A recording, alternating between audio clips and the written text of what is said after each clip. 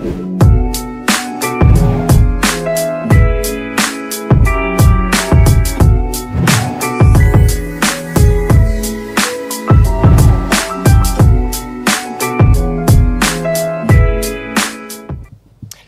débat national, un nouveau numéro. Vous êtes très nombreux, vous qui nous fassiez confiance. Nous sommes tellement contents de vous servir comme d'habitude. C'est un nouveau jour avec des nouvelles matières qui naissent et nous sommes très contents de vous en parler, mais surtout d'obtenir aussi vos réactions en retour. Sur ces plateaux, nous allons parler avec mes différents invités qui viennent de tous bords. Il y a de ceux qui sont de l'opposition, du pouvoir, mais aussi de la société civile pour parler nation, rien que nation ici, puisque c'est le débat national sur DRC Info. Madame, Messieurs, bienvenue à tous. Nous allons parler du remaniement gouvernement Sama 2 parce que c'est d'actualité et toujours des remises et reprises sont en cours.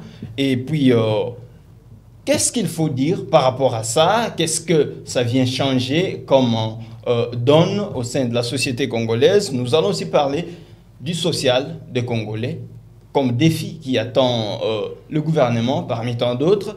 Nous allons ensuite finir par la situation sécuritaire dans l'Est, puisque des tueries continuent d'être perpétrées de ces côtés-là. Nous allons en parler. Sur ce plateau, je reçois Maître Kalenga Sébastien. Il est avocat au barreau de Kinshasa Matete, mais aussi assistant à la faculté de droit de l'université de Kinshasa. Il est de la société civile, membre du mouvement citoyen Res Publica. Maître Sébastien, bonjour et bienvenue. Merci beaucoup, bonjour. Content de vous revoir parce que vous devenez habitué de DRC Info. Oui, oui, en tout cas, je peux dire que c'est ma maison.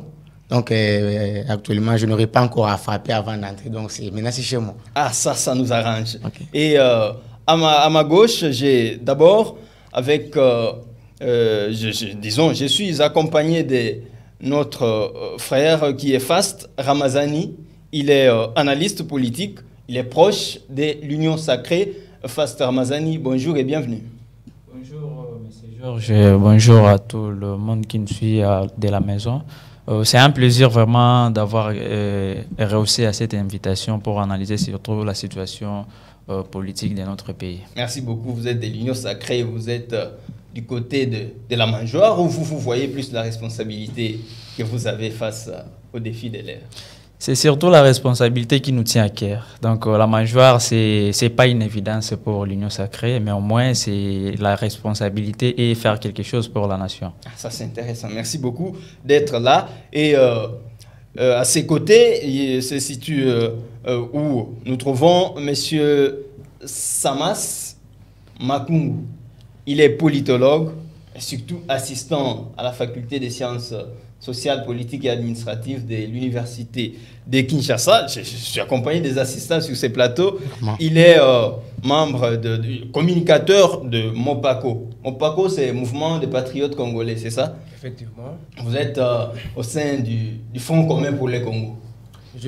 Nous sommes au sein du Front commun pour le Congo. Merci d'abord, M. Georges, pour l'invitation. Mais également, je profite de cette occasion, bien sûr, pour saluer mes co-débatteurs avec qui nous allons échanger sur ces plateaux, grâce à cette belle émission, bien sûr. Et j'espère que c'est un débat républicain et rationnel et productif, bien sûr. Et une fois de plus, merci, M. Georges. Au Front commun pour le Congo, l'autorité morale s'est déjà enrôlée vous-même ou bien? Nous ne sommes pas concernés avec l'enrôlement lancé par ces régimes qui, jusque-là, on n'a pas une CENI consensuelle. Alors nous avons été clairs et tant qu'il n'y a pas une CENI consensuelle avec Kadima qui a été forcé par les pouvoirs en place, donc nous ne sommes pas concernés avec l'enrôlement, je suis clair à ce niveau. Ah, très intéressant. Alors, nous allons partir avec notre débat du jour. Maître Sébastien Kalenga, vous êtes juriste, vous aviez suivi avec nous le gouvernement ou la publication du gouvernement Sama 2. Alors, maître, dites-nous, le remaniement est-il stratégique ou vous le trouvez plus électoral? Quelle lecture vous faites? À mon humble avis, parce que comme vous venez de le dire, je ne suis ni de l'opposition, ni de la majorité. Moi, je suis de la société civile.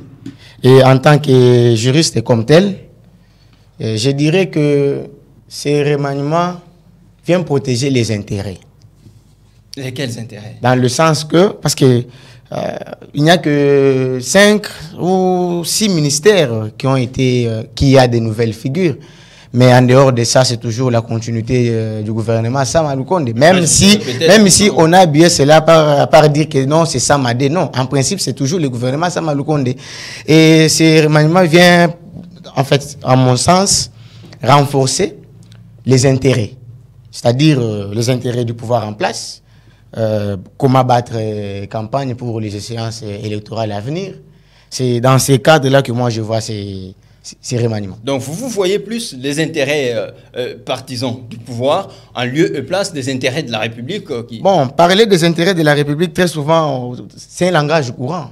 Parce que tout homme politique va toujours vous parler du social de la République, voilà, pour le peuple, tout ça. Alors qu'en réalité, on sait qu'il est là pour ses propres intérêts. Parce que vous n'allez pas me dire qu'en étant là, il ne va pas gagner un gain. Non, il a gain de cause, c'est comme ça qu'il y travaille. Mais tout en ayant un discours flatteur, dire que non, c'est les peuples, alors qu'en réalité, les peuples ne se retrouvent pas. Mais on constate que dans les faits, si la plupart des ministres ont été reconduits, ça voudrait signifier qu'il y a eu un travail qui a été abattu, des grandes envergures. Voilà bon, et cela revient au pouvoir discrétionnaire du chef. Dire que les ministres ont été reconduits, c'est-à-dire tout est normal, c'est faux. Tout n'est pas normal, mais tout n'est pas aussi à réfuter. C'est-à-dire qu'il y a quand même certains ministères, ça il va le dire, qui ont quand même bien fait leur part des choses. Par exemple, moi je parle du ministère par exemple de l'EPST, et là je vois mon maître, le professeur Tony Mwabakazadi, le mener en touche. En tout cas, pour ce ministère-là, j'ai un coup de chapeau pour lui parce qu'il a vraiment battu, il s'est vraiment battu contre les différents partenaires techniques et financiers, contre certains partenaires qui ont suivi des écoles privées, tout ça, pour amener à bout la gratuité de l'enseignement. Mais il y en a qui disent que c'est un échec patent. En tout cas, c'est une réussite. Mais au vrai sens du mot. On trouve vous verrez dans une salle totalement pleine avec des élèves. Paris n'a jamais été construit en un jour. Paris n'a jamais été construit en un jour. Vous n'allez pas me dire que même s'il y aurait un autre ministre ou bien un autre président, on va construire toutes les écoles du pays dans une année, 2 ans ou 3 ans. Non, c'est faux. Le ministère de l'EPST est un ministère qui a une grande importance ou une grande influence. Pourquoi? Parce que nous, aujourd'hui, si nous sommes debout, si nous parlons aujourd'hui, si nous sommes devenus avocats aujourd'hui, c'est parce que nous avons été à l'école. Et le ministre Tony Mwaba a fait son travail. Il continue à le faire, il le fera davantage. Je ne suis pas partisan du ministre, mais seulement je suis en train de dire ses mérites. Merci beaucoup, maître. Je reviens à vous. Je suis à ma gauche, Fast Ramazani. Vous êtes de l'Union Sacrée. Le gouvernement, il vous appartient. C'est-à-dire, c'est vrai, c'est un gouvernement de la République, mais c'est vous qui les gérez, vous, de l'Union Sacrée. Mais il y a eu Ilunga Ilunkamba avec FCC, puis le CACH. Il y a eu Sama 1, maintenant Sama 2. Qu'est-ce que nous devrions attendre de nouveau qu'on n'a pas eu au premier gouvernement? Encore une fois de plus, M. Georges, je remercie beaucoup pour la pertinence de la question.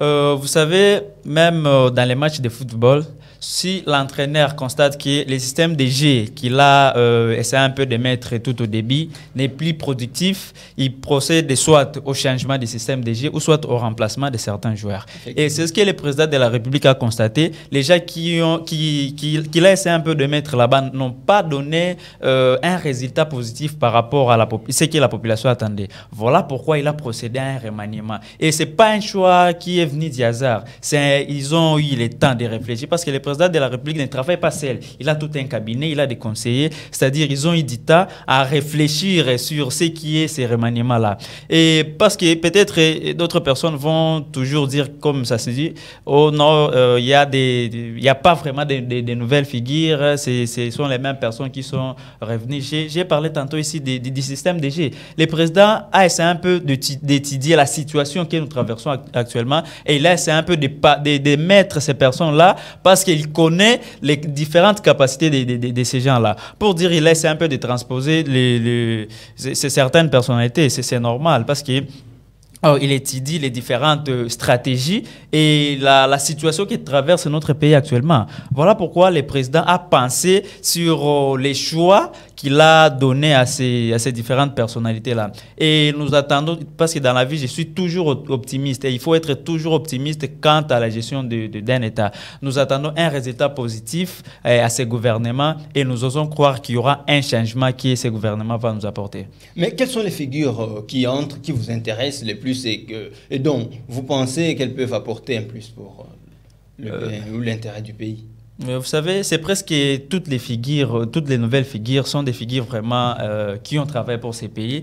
Et si le président a pensé de mettre ces différentes figures-là dans des différents postes stratégiques, parce qu'on peut citer par exemple le ministère de l'économie. C'est un ministère stratégique. Pourquoi? Parce qu'aujourd'hui, la situation dont nous traversons, c'est une situation très compliquée. Ça, je suis vraiment rationnel face à cette situation. Je reconnais quand même que notre pays traverse une situation très difficile. Et si on a placé la personne des Camer sur ces ministères-là, c'est-à-dire le président connaît ses capacités. Et ce n'est pas à nous de juger ces choix-là. Le président, c'est lui le garant de la nation. C'est lui l'entraîneur. Il connaît ses hommes. Et donnons seulement la chance à ces gens-là. Et vous verrez, il y aura un résultat positif face à ces gouvernements-là. Mais vous ne craignez pas, parce que vous parlez des Camérés, vous ne craignez pas que l'on revienne sur le même scénario qu'on a connu pendant qu'il était directeur des cabinets? Parce qu'on a là Caméré qui occupe lui-même l'économie. Il y a un membre de son parti politique, un cadre, je vais dire,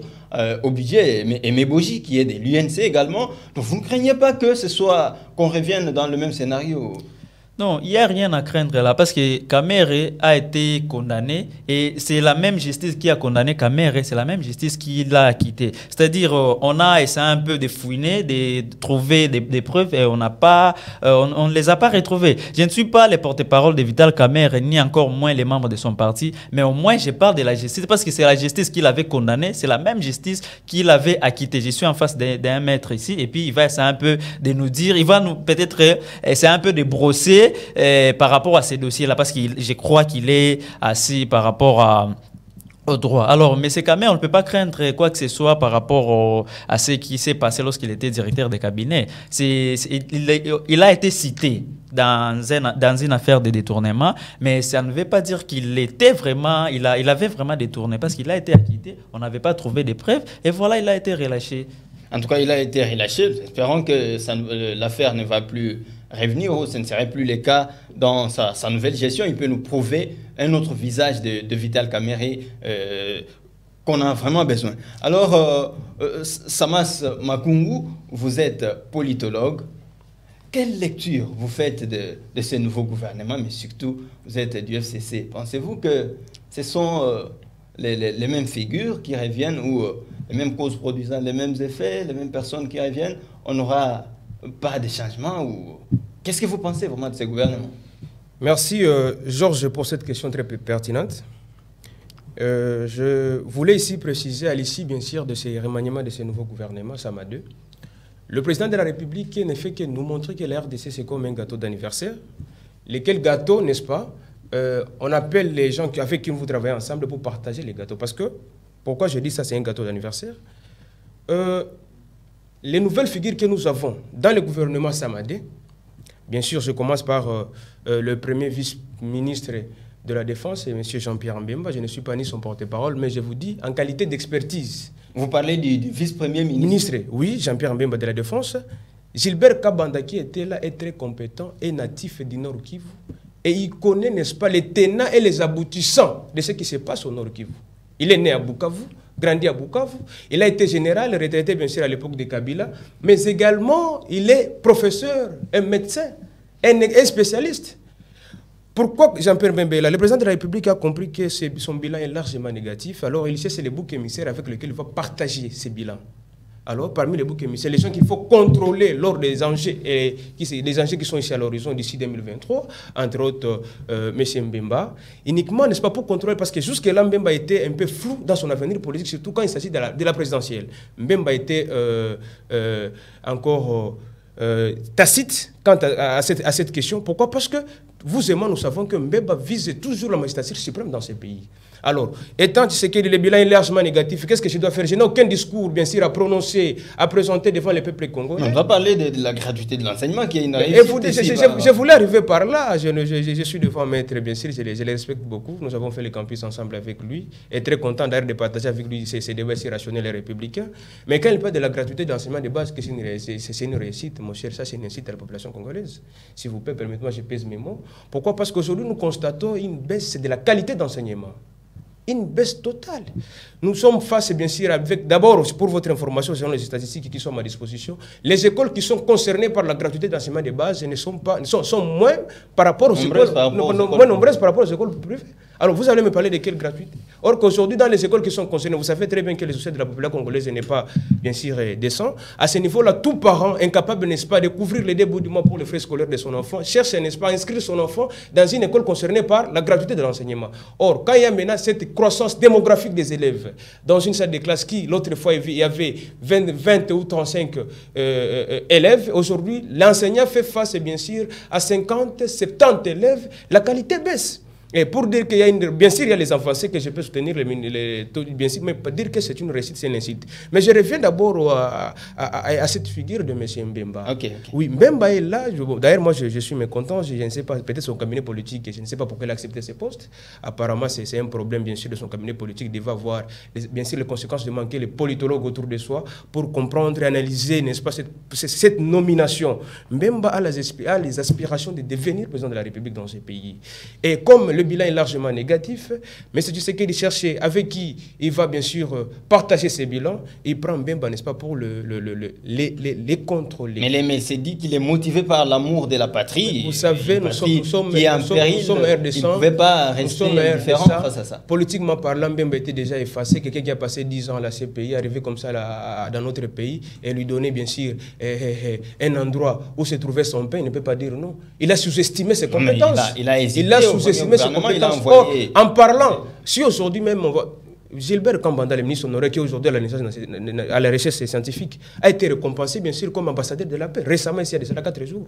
Même si aujourd'hui... Donc, vous pensez que Gilbert Kambanda valait mieux ou devait rester en place que Jean-Pierre Bemba? Effectivement, pourquoi je pense et pourquoi c'est correct? Parce que dans un gouvernement, il faut tenir compte de la représentativité de toutes les couches sociales. Gilbert Kambanda est natif du Nord Kivu.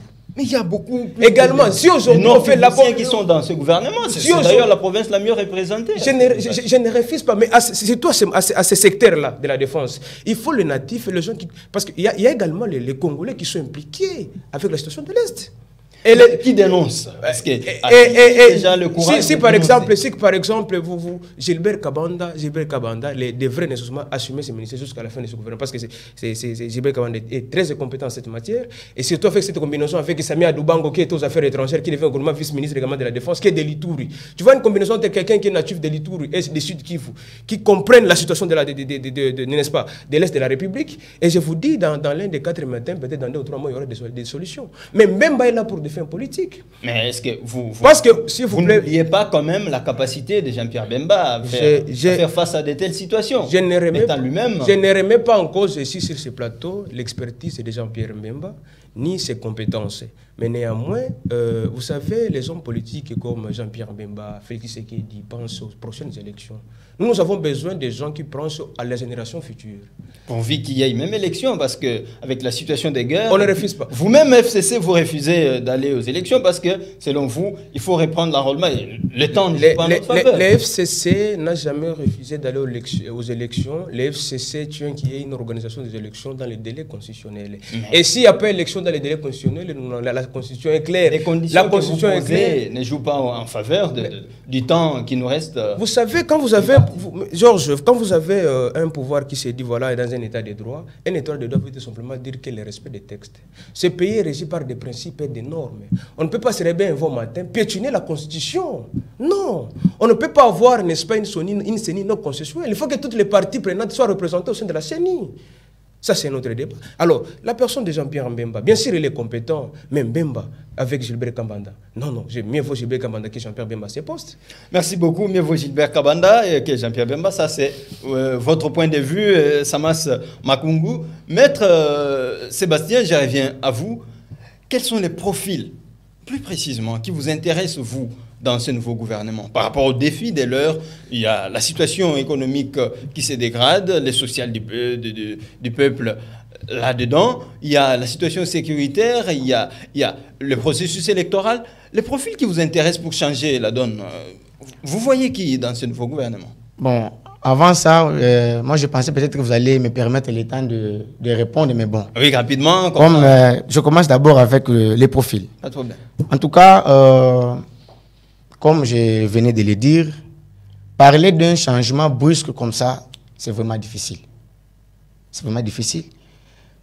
Même les gens du pouvoir en place, même ceux de l'opposition, même si on prenait les gens de l'actuelle opposition, on les mettait en place, ils ne feront rien aussi. Je pense pourquoi ils ne feront? Ils ont des projets de société. Non, ils ont des projets de société, ils ont des projets de société, ils étaient là. Qu'est-ce qu'ils ont fait? Ils avaient aussi les projets de société. Moi, en tout cas, ce qu'il fallait peut-être revoir, hein, ce sont des nominations, par exemple. Que ce soit le régime passé, qu'on ne peut pas continuer à acquiser. Actuellement, nous parlons de notre régime. Seulement, les critères des nominations, ces nominations-là, d'après mon entendement, ce sont des nominations récompensatrices. Ah bon? C'est-à-dire, on est en train de récompenser donc, les différentes personnes. Sur base de quoi? Le gouvernement est formé sur base d'abord de la majorité parlementaire. On sous-entend que ce sont des membres Maintenant, actuellement, vous allez dire que non, le gouvernement. Actuellement, vous allez maintenant nous dire que le gouvernement est formé sur base de l'union sacrée. Non, mais vous êtes juriste. La Constitution. Ce que moi je peux vous dire, c'est ça. La Constitution dit que le gouvernement est issu de la majorité parlementaire. Au cas où il n'y a pas majorité parlementaire. Il y a une majorité parlementaire qui est l'union sacrée de la nation. Une majorité fabriquée. C'est pourquoi je vous dis, ce sont des postes qu'on se distribue comme ça, comme des cacahuètes. Oui. Et d'ailleurs, nous trouvons presque dans plusieurs parties prenantes à cette union sacrée. Vous allez voir 2-3 individus qui occupent des ministères. Vous pensez qu'il n'y a pas d'autres personnes que vous? Ce sont des mais ce sont des... Est-ce qu'il n'y a que eux qui peuvent faire quelque chose? Non, il y a aussi des gens, il y a des compétents qui peuvent aussi faire quelque chose. Mais seulement parce que vous voulez vous partager quelque chose, un pain, parce que vous voulez toujours qu'il n'y ait que vous, que cette famille-là puisse être représentatrice. C'est comme ça que vous voulez toujours mettre vos gens. C'est-à-dire que... La majorité parlementaire n'existe pas. Vous parlez de l'union sacrée. Presque tout le monde est dans l'union sacrée. Prenez même quelqu'un qui n'est pas avec vous dans l'union sacrée, mais qui est compétent, vous aussi les mettre là-bas. On a des cas comme Kaboulo, qui est journaliste, qui n'est pas membre de... Voilà, d'ailleurs, moi, j'allais même commencer par là pour dire dans le remaniement de ces gouvernements, le seul ministère parmi les nouvelles figures que moi, j'estime digne de confiance, est le ministère des Sports avec Kaboulo. C'est Kaboulo. Et à l'expertise, il a l'expérience, il est journaliste, il fait journaliste sportif. Il connaît quand même les rouages du sport. Vous allez peut-être me dire que non, Kamer est économiste. Oui, mais il est économiste depuis quand? Mais la matière, c'est dans la tête. La matière dans la tête. Il fait du directeur de cabinet. Donc, les cabinets du président de la République, c'est comme l'ascenseur qui touche un peu partout. Il devait aussi donner son expertise quand il était là-bas. Mais vous êtes sûr que Gamere n'a rien foutu de bon au cabinet? Bon, il n'a rien foutu de bon en dehors des conflits inutiles avec les différentes personnes. Ah bon? Oui.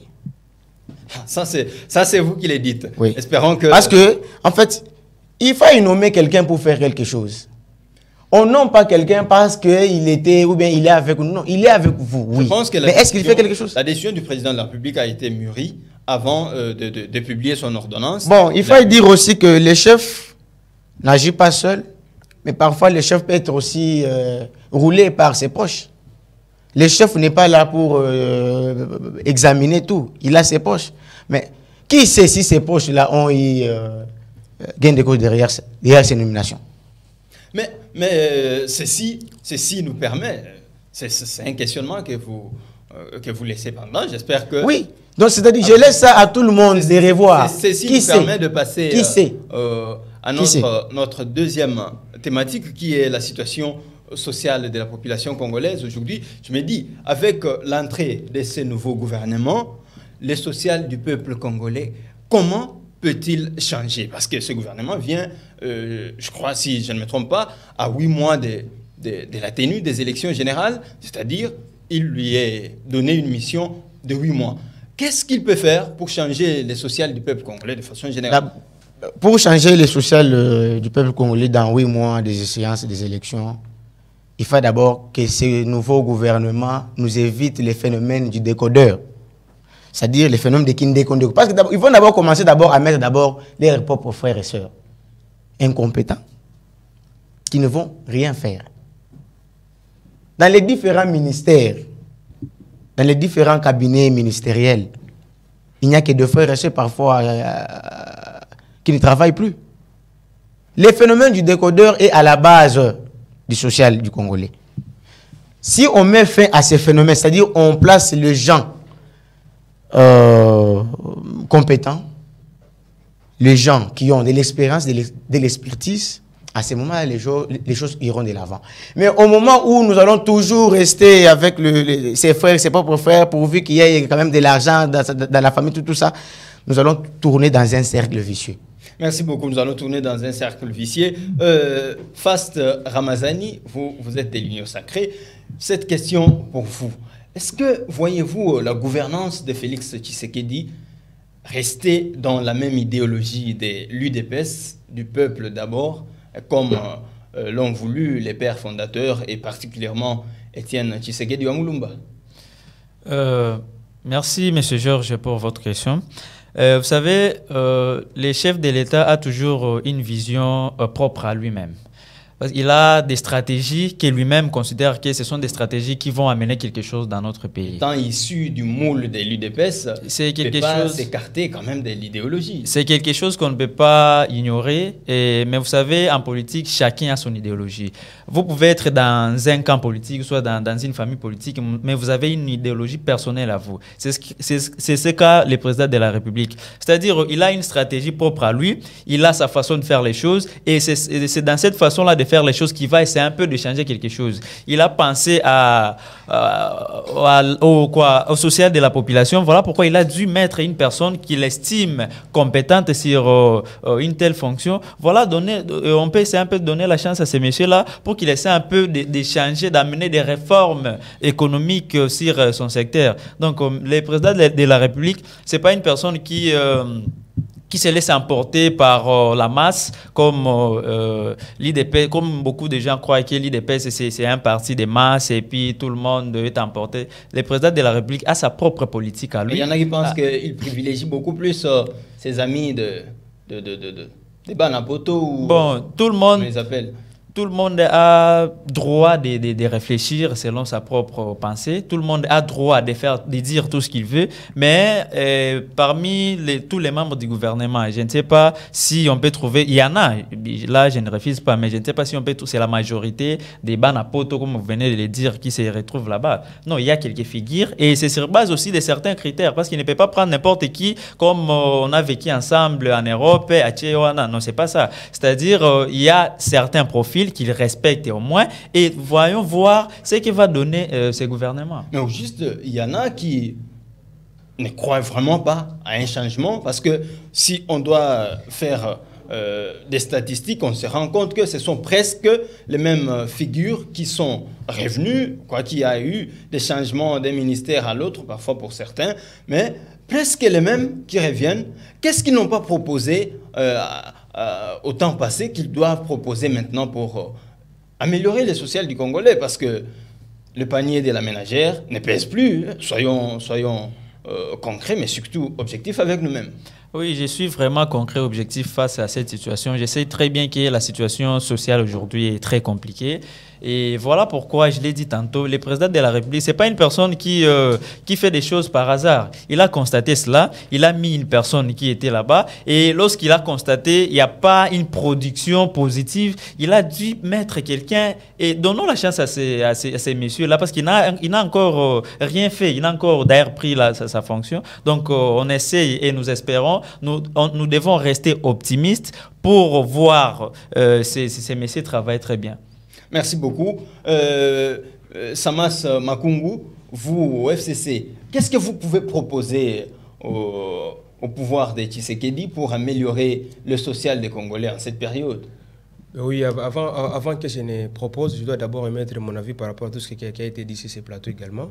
Mais également, oui, commenter sur un autre poste, un autre poids lourd de ce gouvernement Samadé, le président Vital Kamerhe de l'INC. Bien sûr, vous savez, nous sommes tous sans ignorer que dans ce pays, Vital Kamerhe a toujours eu un rôle à jouer très significatif dans toutes les élections qu'a connues. À un moment donné, on l'appelle faiseur Effectivement, président. on l'appelle comme ça. Alors, Félix Tshisekedi, avec son bilan très négatif au sommet de l'État, a juste pensé que non. Comme mon maître a dit, ce sont des postes compensatoires. Mieux vaut avoir Vital Kamerhe avec soi que contre soi, lors surtout des élections, n'est-ce pas, présidentielles. C'est pourquoi Vital Kamerhe est aujourd'hui vice-premier ministre et ministre de l'économie. Qu'est-ce qui est devenu l'accord Fativit où il s'était convenu qu'après 5 ans, cette fois-là, l'UDPS de soutenir... Nous ne sommes pas surpris. Pourquoi? Parce qu'après cet accord de Nairobi, qui vous devez soutenir en 2023 si M. Vital Kamerhe, il est venu encore dans ce pays pour, n'est-ce pas, signer un autre accord avec nous, le FCC. Et c'est nous qui avions à l'époque un programme du gouvernement. Si vous demandez à mon ami Ramazani de me présenter tout simplement les programmes, quand le gouvernement il n'y a aucun programme. Donc le pays est dirigé sur base d'un slogan, le peuple d'abord. C'est quoi la vision? C'est quoi le peuple d'abord? C'est un slogan. Il n'y a aucun programme. Vous pensez qu'il est creux? Qu'est-ce que le gouvernement Sama 1 n'a pas fait? A fait que le gouvernement Sama ne fera pas. Donc c'est seulement un gouvernement qu'on met en place. Pourquoi? Je vais vous dire les pourquoi et les comment, n'est-ce pas, de cette mise en place de ce gouvernement. Nous savons que ce régime est incapable jusque-là d'organiser les élections dans les délais constitutionnels. C'est pourquoi ils ont bafoué les textes de ce pays qui veut qu'à la CENI, qu'il y ait une représentativité de toutes les couches sociales. Alors, si par exemple je contrôle M. Vital Kamerhe, donc c'est-à-dire j'ai les grands noms, j'ai l'Est de la République, parce que Vital Kamerhe de l'autre côté comme roi, je vous appelle qu'il a été le mieux élu. Et dès que vous contrôlez Vital Kamerhe, vous avez une partie de l'Est de la République. Et quand vous contrôlez Mbemba, vous avez le nord de la RDC. C'est ça. Alors, comme l'économie et la défense, ce sont des points qui touchent directement la population congolaise, et je suis incapable, n'est-ce pas, d'assurer à cette population une vie saine, je dois partager ce bilan largement négatif avec... C'est pourquoi il faut... C'est un piège d'ailleurs. C'est un piège pour Vital Kamerhe et Mbemba, pour qu'ils ne se présentent pas aux élections, parce qu'ils sont des concurrents. L'accord de Nairobi dit autre chose. Peut-être voit après 2028. Après 2028, écoutez, après 2028, alors nous également, nous ne sommes pas venus les accompagner ici. Mais vous, jusque-là, vous ne vous êtes même pas fait enrôler. Nous ne sommes pas... comment je vais me faire enrôler s'il n'y a pas... Vous savez, la CENI, c'est une... par définition, d'abord, elle est Commission nationale indépendante, c'est une institution d'appui à la démocratie. Effectivement. Et en tant qu'une institution d'appui à la démocratie, n'oubliez pas que ces régimes en place, c'est qui, autrefois, en 2006, refusaient même, n'est-ce pas, de dire oui au référendum de 2005 pour la prochaine constitution. C'est ce régime qui refuse. Et aujourd'hui, quand nous faisons tout simplement mettre là, n'est-ce pas, d'établir, soit d'expliquer les textes qui sont, qu'elles ne savaient même pas les contenus de cette constitution-là. Mais vous n'allez pas dire ça, parce que écoutez, si vous voulez, s'il y a un endroit, je conseille à mon ami Ramazan, il est encore très jeune, en tout cas, je le conseillerais bien sûr, en tant que son aîné, et parce que j'encadre même son mémoire à l'IPN, je suis assistant de il m'a contacté. Et je vous dis, l'IDPS, c'est l'union sacrée. Si vous voulez vous vider, il faut aller là-bas. Vous allez partir là, vous direz tête vide. Pourquoi? Parce que de l'autre côté, ce ne sont pas les idéaux. Nous sommes venus dans ce pays, nous avons proposé à ces gens-là que voilà, un pays doit être dirigé sur base, n'est-ce pas, des textes et des lois, et des normes et des principes. Voilà la constitution. L'IDPS a dit non à cette époque. Mais aujourd'hui, si Félix Tshisekedi est président de la République, il a fait quelle constitution? Mais vous n'avez pas toujours répondu à ma question. Alors, de savoir... Pour l'essentiel de la population congolaise, je vous dis tout simplement, le gouvernement en place n'a pas un but pour les sociales. Dans 8 mois, qu'est-ce que ce gouvernement doit apporter? Qu'est-ce que l'autre gouvernement, pendant 4 ans et demi, n'a pas apporté? Donc ce gouvernement est là uniquement pour préparer. S'il y a par exemple dialogue directement de l'autre côté du pouvoir, si on, par exemple on affichait les figures comme celui de Mbemba, Vital Kamerhe, Félix Tshisekedi et consorts, vous savez que le débat, le dialogue est équilibré. Et si par exemple il y a élection, je contrôle déjà le nord Kivu, je contrôle le nord de la République. Donc cela signifie que je serai élu avec une CENI non consensuelle, avec un président de la Cour constitutionnelle qu'on ne sait même pas par quel moyen, par quel miracle aujourd'hui à la tête de la Cour constitutionnelle. Non, mais les juristes sont là, il ne faut pas dire ça parce que... Maître est là, je ne pense pas que Maître va me contredire. La Constitution est claire, un président de la Cour constitutionnelle ne peut pas être remplacé en une année et demie. Ça, c'est faux. Et vous savez, comme nous sommes dans une politique aujourd'hui de chasse à l'homme, alors il faut, comme je contrôle déjà Vital Kamerhe et Mbemba, la politique de chasse à l'homme, de l'autre côté, si je crée les personnes qui créent la congolité pour épargner, n'est-ce pas, Moïse Katumbi, de ce côté-ci, avec les procès Bukangaloso pour, n'est-ce pas, condamner... Matata Mpogno. Pourquoi? Parce qu'on ne sait pas, on n'est pas compétitif, on ne se sent pas capable, n'est-ce pas, de gagner. Même, je vous dis, en 2023, si c'est élection, même face à moi, Félix Tshisekedi va perdre les élections. Vous parlez de la congolité, est-ce que vous sentez-vous aussi touché par cette affaire ou quoi? Je me sens personnellement touché. Pourquoi? Parce que dans ces pays, on ne peut pas se réveiller un bon matin, piétiner ce qui est dit dans la Constitution. La Constitution, c'est vous savez, les humains, elle n'est pas parole d'évangile. Je ne refuse pas. Mais avant de parler sur la congolité, il faut revoir d'abord la Constitution. Il faut qu'il y ait une réforme de la Constitution. Mais c'est ce qui est même mentionné. Donc aujourd'hui, Moïse Katumbi, par exemple, Moïse Katumbi, je ne sais pas son porte-parole, était congolais quand il était partant pour le gouvernement Union Sacrée. Mais quand ces derniers juges voient que n'est-ce pas, les sociétés des peuples congolais n'est pas assuré, le peuple vit dans une misère depuis l'avènement de ce régime au pouvoir jusqu'à ce jour au moment où on vous parle, mon cher ami. Mon ami a pris 3 transports pour arriver ici. Il ne peut pas ignorer 3 transports pour arriver ici. L'embouteillage partout. L'opération Kin se retrouve, c'est chaotique, donc c'est déplorable, c'est anodin, c'est aberrant, mais vous allez bien sûr me dire que non, voilà, non, il n'y a rien que nous défendons des gouvernements. Alors comme ils sont là pour partager les gâteaux, qui est la République démocratique du Congo, oh mon cher, toi tu prends la défense, et on fait partie une réserve de la République. On subit ce que vous nous avez laissé, vous FCC, c'est ce que vous avez laissé, c'est ce que vous dénoncez aujourd'hui. C'est ce que je disais, bien sûr, c'est ce que je disais à mon collègue assistant, maître, que ne faites pas de notre gestion une jurisprudence. Si Félix Tshisekedi est à la tête de ces pays, ce n'est pas pour dire que non, voilà, parce que Kabila a fait ceci. Non, il est là pour corriger. Bien sûr, dans toute gestion, il y a les avancées, il y a les points positifs et les points négatifs.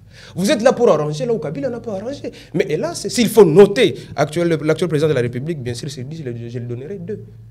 Bon. Oui, pourquoi? Parce qu'il y a d'abord pour une seule fois dans cette vie que nous avons assisté, nous tous ici, à un passage civilisé de pouvoir. Aujourd'hui, vous avez un président sortant qui circule librement dans son pays et un président qui est en fonction. Pourquoi? Grâce au FCC, il faut souligner. Ce sont des avancées significatives. C'est pourquoi il a cédé là. Quand nous voyons cette investiture-là qui n'a jamais existé depuis l'existence de ce pays jusqu'à ce jour. Et Dieu merci, ce gouvernement a démontré ses limites. Et donc, nous allons profiter, nous voulons que les élections soient organisées dans le délai constitutionnel afin de récupérer, et d'ailleurs, je dirais, ce qui nous revient des droits. Aucune personne n'a une compétence aujourd'hui, actuellement, et l'expérience de diriger la République démocratique du Congo, comme Joseph Kabila, qui a dirigé ce pays avec le gouvernement 1+4, avec Mbemba à l'intérieur, qui a défait l'armée M23 en 2013. Peut-être mon ami Ramazan n'était pas là. Moi, j'étais là quand général, bien sûr, quand Mamadou Ndala Mustafa combattait contre le M23, moi j'étais là. Quand Baouma décédé au Nord Kivu, moi j'étais là. Lui, peut-être, il n'a jamais été là. C'était sous Kabila. C'est quelqu'un qu'il faut, nous devons beaucoup plus... Si on admirait un homme, Kabila le mérite.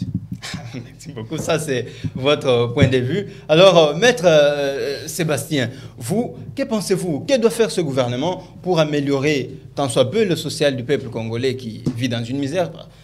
Je ne vais pas exagérer pour dire sans précédent. Alors, je vous ai dit, je venais aussi de vous dire, en tout cas, il faut faire la part des choses. Nous ne sommes pas là pour ascenser les choses, mais pour dire les choses irréalisables, non. Dans 8 mois, soyons pragmatiques, soyons réalistes. Dans 8 mois, on peut faire quoi? Dites-moi. Pensez que dans 8 mois... Dans 8 mois, on peut faire quoi? Ce qu'on n'a pas fait pendant 4 ans. Peut-être le rattrapage, mais un rattrapage est aussi difficile à réaliser. Dans 8 mois, on va faire quoi? Soyons réalistes. J'ai dit ceci. Tout n'est pas à refuser, tout n'est pas aussi à accepter.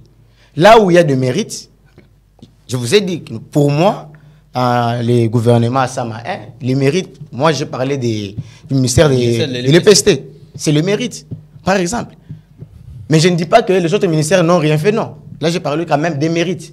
Mais dans 8 mois, je ne pense pas que les problèmes du social des Congolais sera résolu. Parce que c'est donc, ça date, ce n'est pas aujourd'hui. Depuis que la RDC est État, les problèmes du social se posent toujours. Donc actuellement, là, dans 8 mois, on ne va rien résoudre. Qu'on ne vous trompe pas dire que non, dans 8 mois, le gouvernement Sama 2 va faire, c'est faux. Tous les gouvernements Sama 1 n'ont rien fait. Qu'il y ait une volonté, ce n'est pas l'argent j'ai dit ceci. Dans ce pays. Non, mais je viens de vous le dire. Il y a un problème, c'est les décodeurs. L'argent peut sortir, mais à la tête des délégations, quand il y a des missions, par exemple, ce sont vos frères qui sont là. Ils vont faire quoi? Ils ne vont rien faire. Mais c'est le travail aussi de la justice de poursuivre tout mais ça. La justice, elle est là. On a l'IGF qui établit des rapports. On a l'IGF. À la suite, qu'est-ce qu'on a comme... On a l'IGF, on a la justice. Mais lorsque vous sentez, ou bien lorsqu'on vous amène quelqu'un par devers vous, que non, la personne ici a volé, il a fait ceci, on le défère devant les magistrats compétents. Voilà, et c'est au magistrat maintenant de fixer maintenant les dossiers au tribunal compétent ou bien à la juridiction compétente. Mais ce n'est pas d'un bon matin comme ça, on dit que bon, le parquet c'est ceci d'office pour dire que non, je vais commencer à arrêter le ministre, non. Aujourd'hui, on sait. Et aussi, n'oubliez pas qu'il y a aussi un problème de redevabilité, par exemple. Laissez-moi vous dire. Non, attendez, il y a un problème de redevabilité, s'il vous plaît. Redevabilité dans quel sens? Je prends l'exemple. Vous êtes là. Aujourd'hui, vous me nommez peut-être votre assistant principal. Par exemple, vous pensez que j'aurai un discours contraire à vous? Je ne pense pas. S'il faut être objectif, je pense que. S'il faut être. Mais le cas contraire, c'est un chaos. Et dans la société congolaise, cela peut exister. Mais dans la société congolaise, oui. Mais seulement, il y a des hommes d'État, mais peut-être qui sont oubliés. Aujourd'hui, on reproche aux magistrats de ne pas dire le droit et le bon quand il le faut. On se rend compte, la société, en fait, quand vous sillonnez la rue, on vous dit les mêmes qu'on arrête aujourd'hui, demain on les libère. Parfois, je vais vous dire, quand on dit qu'aujourd'hui on arrête, demain on libère, ne voyez pas seulement l'affaire Caméré. Moi je prends un autre dossier, soit les autres affaires. L'affaire des Koulouna par exemple. Il n'y a pas que l'affaire Caméré. Non, moi je parle seulement des Koulouna par exemple. Nous voyons les Koulouna à la télévision. Ils ont volé, Bakende, ils ont volé. Qui a déposé plainte? Qui est allé confirmer la plainte? Y a-t-il un jugement condamnant les Koulouna? Mais si après un temps, il n'est pas censé se saisir. Non mais attendez, mais il n'est pas censé. Est-ce qu'il s'est saisi? Est-ce que vous avez porté plainte? Parce que vous-même là, vous avez aussi peur de porter plainte, de peur que les Koulouna ne puissent vous revenir à la maison. Si quelqu'un vous vole, par exemple, il y a un Koulouna qui vient tracasser votre maison, vous le déférez devant le parquet. On va fixer l'affaire au tribunal. Il y aura des débats, vous allez plaider. Et puis, le juge va prendre l'affaire en délibéré. On va rendre le jugement. Si on le condamne, il va purger sa peine. Mais si il n'y a aucun plaignant. Vous nous démontrer que l'État rejette la responsabilité à la population. Au moment où c'est de la responsabilité de l'État de protéger. Là, vous risquez peut-être de me prêter des mots et de dire ce que je n'ai pas fait. J'ai dit ceci. Ne soyons pas derrière les rumeurs ou bien derrière les applaudissements ou bien les acclamations inutiles. Non, le problème c'est quoi? Les faits sont légion. On se rend compte ici, en RDC, que lorsqu'on arrête, on nous dit mandat d'arrêt, après on défère devant une juridiction et quelques temps après, soit c'est un problème de maladie, on dit bon, les Congolais, mais dès qu'on est en prison, un problème de maladie, non. On a un problème de Moi, santé, je ne cite pas les noms. Moi, je ne cite pas les noms. Il y a plusieurs prisonniers aussi qui ont des problèmes de maladie, mais qui ne sont jamais sortis. Ils sont là, ils ne sont jamais sortis. Il y a un centre de santé là-bas, au CPRK. C'est un échappatoire, tout simplement. Donc, vous voulez nous faire croire que ça en étant en prison que vous êtes malade, et cette fois-là, vous laissez Mama Yemo, vous laissez les autres hôpitaux, vous voulez aller vous faire soigner à l'essai du pays.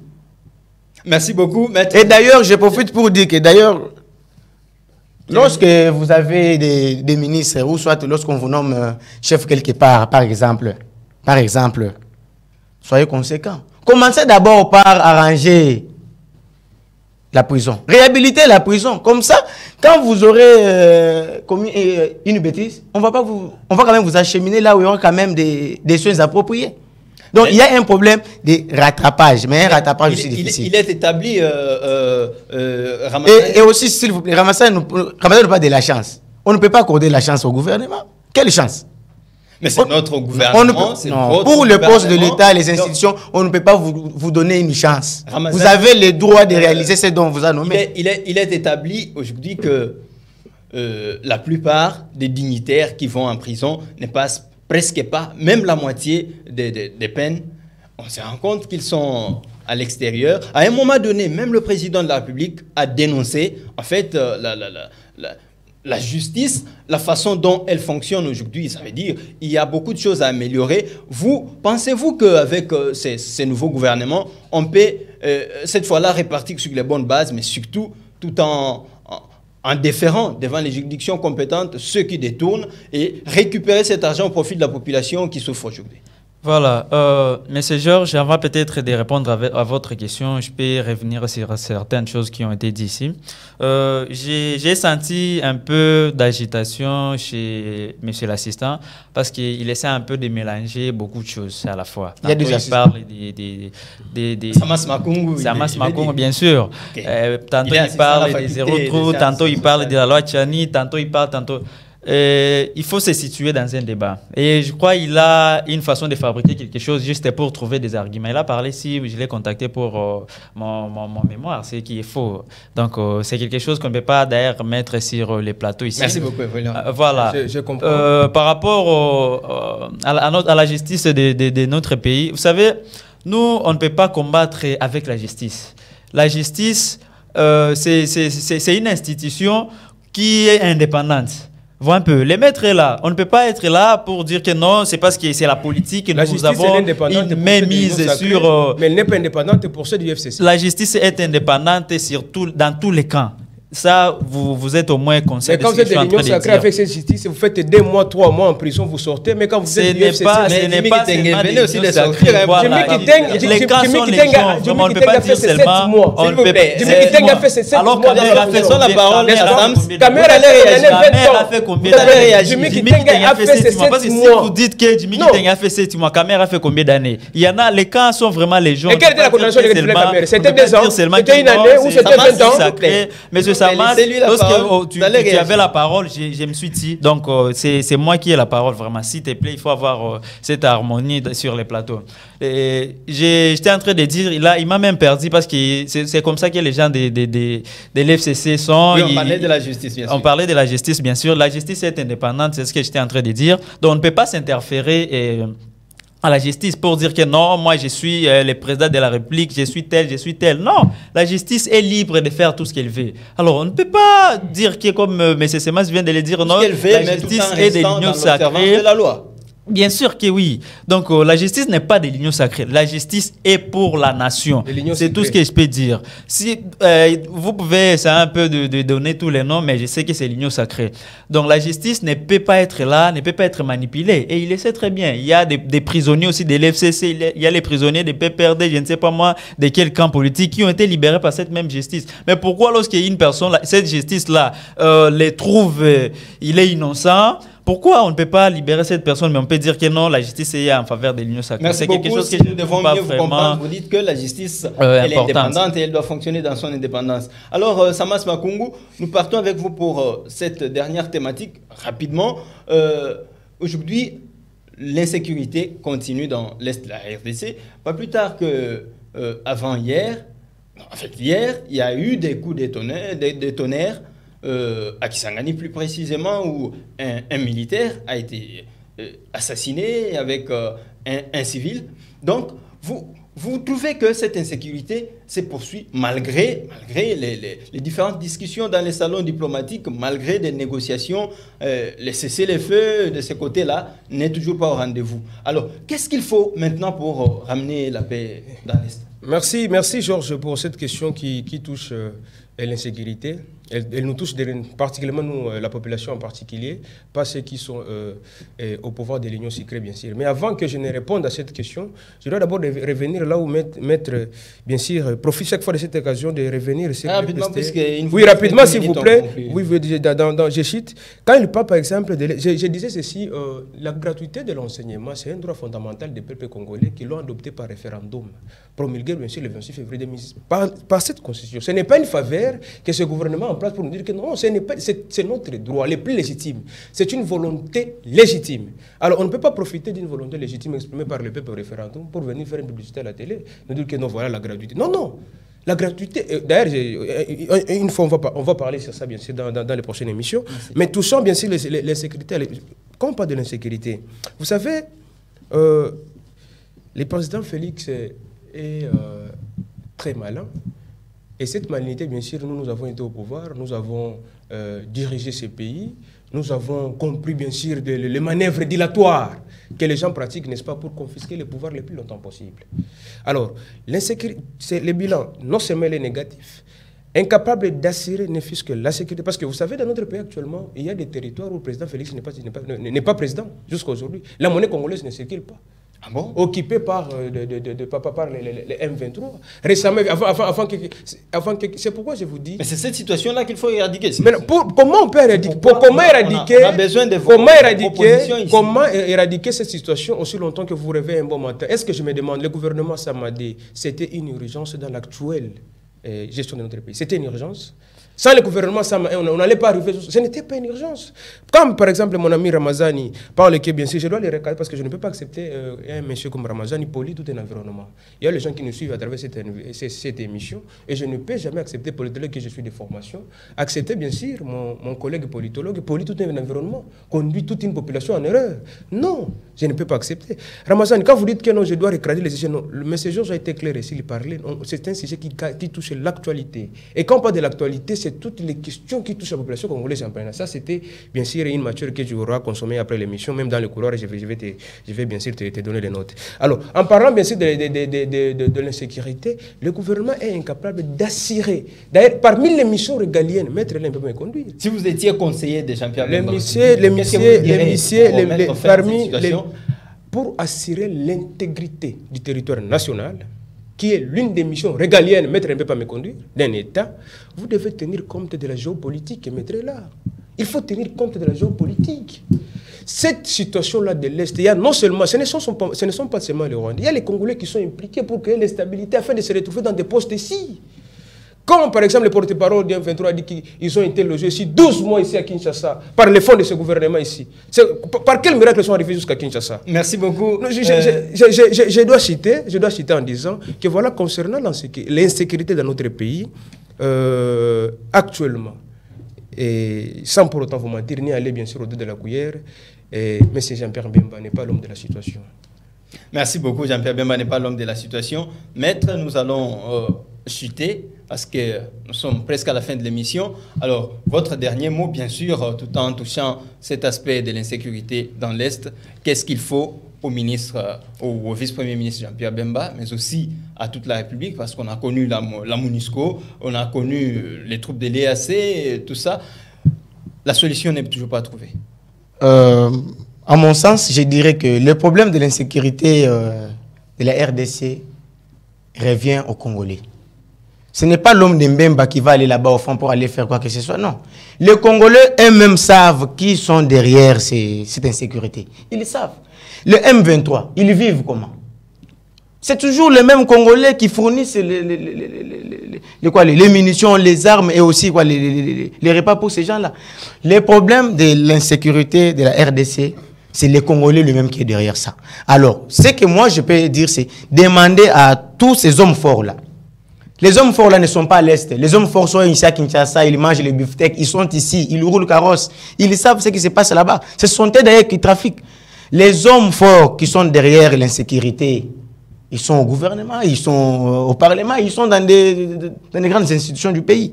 Donc c'est à eux de demander à leur base, c'est à eux de demander à leurs militaires qui sèment des troubles, qui tuent, et puis nos frères, nos mamans, nos frères et sœurs là-bas à l'Est, de cesser. Ces gens-là aussi, malgré leur misère, là, malgré leur souffrance, ils ont aussi besoin de vivre, que mettre fin à leur vie. Merci beaucoup, monsieur l'assistant Sébastien. Merci. Alors, mon ami de l'Union Sacrée, Fast Ramazani, pour ce qui est de l'insécurité dans l'Est, on va chuter aussi avec vous par ces mots. Qu'est-ce que vous en pensez? Monsieur Georges, Maître Sébastien a dit quelque chose vraiment de très important.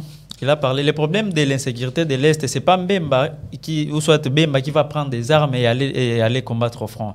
Bemba est là juste pour l'organisation et la structuration de l'armée. Il est là pour faire le suivi des militaires. C'est-à-dire, ces problèmes-là nous concernent tous. Nous devons nous impliquer, nous devons accompagner la personne qu'on a mis là-bas pour essayer un peu de trouver une solution face à cette situation-là. Mais si on n'arrive pas à lui donner la chance, si on continue toujours à faire nos prédications de malheur contre ces messieurs-là, c'est-à-dire nous allons demeurer toujours dans des difficultés qu'on a aujourd'hui. Mais peut-être je peux citer en disant que par rapport aux différents dires de mon cher assistant ici, mon co-débatteur, il a parlé je reviens un peu plus vite, il a parlé de la volonté légitime par rapport à la gratuité de l'enseignement. Et c'est quelque chose, il a tout à fait raison, parce que c'est quelque chose qui se trouve dans la Constitution. Mais pourquoi, la question que je peux lui poser, pourquoi cette volonté-là légitime n'était pas concrétisée pendant l'ère mandat? Non, c'est faux, c'est faux. Vous n'êtes pas informé, Ramazani. Ça n'était pas concrétisé. La gratuité de l'enseignement. Vous n'êtes pas informé, Ramazani. La gratuité de l'enseignement. Mais ça n'était pas été concrétisé par votre régime. Ce qui est clair. Je constate que Ramazani doit s'actualiser. Ramazani doit s'actualiser parce que la gratuité de l'enseignement de base, j'ai toujours aimé discuter une fois d'abord un jour avec ces. Monsieur l'assistant, c'est une matière que je regrette vraiment. Non, parce que si je prends la parole, vous voulez m'interrompre. Pour polluer tout un environnement, je ne peux pas permettre. Il y a la pollution d'un environnement, mon cher ami. Il y a le peuple qui nous suit. Il y a le peuple qui nous suit. Il y a le peuple qui nous suit. Je ne peux pas accepter, maître. Je ne peux pas accepter que je laisse Ramazani, n'est-ce pas, polluer tout un environnement. La gratuité de l'enseignement de base, c'est un droit fondamental des peuples congolais. Désir adopter au référendum et promulguer pour du quoi? Pour du quoi, mon cher ami? Les débats nationaux. Et dans les couloirs, je veux lui donner les preuves tangibles. Permettez-moi de conclure l'émission. Monsieur, vraiment, je regrette par rapport à votre comportement. Je comprends que les débats... Je ne peux pas accepter que tu pollues tout l'environnement. Je ne peux pas accepter cette pollution. C'est une pollution de tout un peuple. À ce moment, si tu prends la parole, je me taisais. Mais je comprends la citation, d'où vient la citation. Merci. Merci beaucoup, chers téléspectateurs, de nous faire confiance. C'est les débats nationaux. Vous comprenez que les invités ont toujours des choses à dire. Mais dommage que nous sommes butés à cette situation parce qu'à la télévision, c'est le temps. Merci d'avoir été des nôtres. Je vais saluer comme ça la prestation de tout un chacun. Maître Kalenga Sébastien, vous êtes assistant à l'UNIKIN, mais aussi avocat au barreau de Kinshasa Matete. Je vous dis merci d'être passé sur notre plateau. Merci beaucoup, Georges. Ramazani Fast, vous êtes analyste politique, mais proche de l'Union Sacrée. Je vous dis merci d'être passé sur notre plateau. Merci, monsieur Georges. Et merci à vous aussi, Samas Makungu. Vous êtes assistant à l'UNIKIN, à la faculté de SPA, et vous êtes membre du FCC. Je suis communicateur de Mopako, mouvement politique congolais, avec comme président national Kalaki Mandefou Gelor, alias Kabilade. Sous bien sûr la famille politique et l'FCC, les freins communs pour le Congo. Il faut toujours le souligner. Cher à Joseph Kabila Kabang. Merci beaucoup. Merci. Nous saluons aussi Joseph Kabila de là où il nous suit, avec toute la famille. Merci à vous de nous faire toujours confiance. Mais sachez toujours que le Congo vaut plus que tout. Et aidons les chefs de l'État, aidons le gouvernement, aidons en fait à ce que la paix revienne dans l'Est, que la paix revienne à Kwamut, que la paix revienne partout où elle manque aujourd'hui, parce qu'on en a tant besoin pour le développement de notre cher et beau pays. Les débats nationaux, ça doit continuer, même dans vos salons, ça doit continuer. Faites confiance à DRC Info. Merci et à la prochaine.